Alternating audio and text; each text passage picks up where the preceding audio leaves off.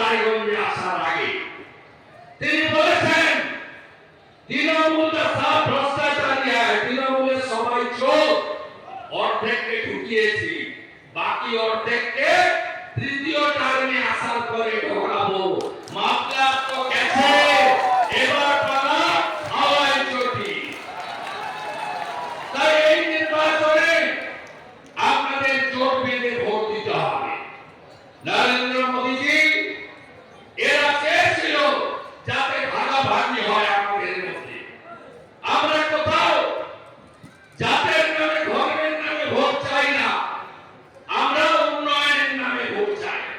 শরৎ Chowdhury, doctor Lahiri, doctor Sukanta মজুমদারের বক্তব্য শুনেছেন। কোথাও বলেছে যে আপনারা জাতের নামে, ধর্মের নামে, সম্প্রদায়ের নামে ভোট দিন, কোথাও বলেনি। এরা কিছুদিন আগে বলল কাস্ট সেন্সাস করব, মানে আমাদেরকে ভাগাভাগি করবে আর মাইনরিটিদেরকে ভয় দেখাবে যে তোমাদেরকে ডিটেনশন ক্যাম্পে পাঠাবো।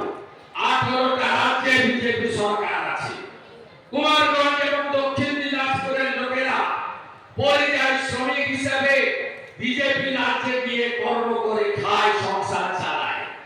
একটা লোককে বলুন তো উত্তরপ্রদেশ, আসামে, ত্রিপুরাতে, মহারাষ্ট্রে, মধ্যপ্রদেশে, গুজরাটে কাউকে তার ধর্ম সম্প্রদায় দেখে বিজেপি দাঁড়িয়েছে না।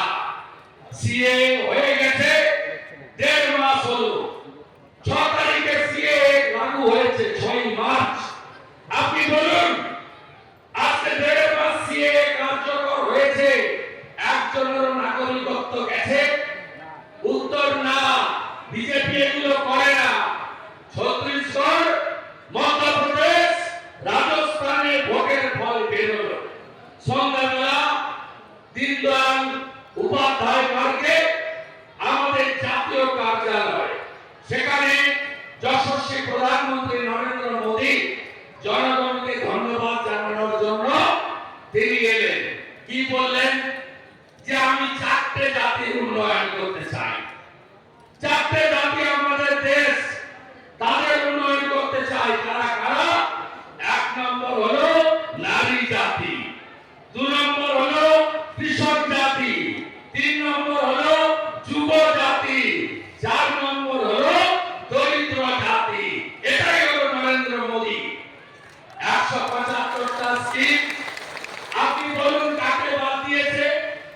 কাকে বাদ দিয়েছে? কাউকে বাদ দেয়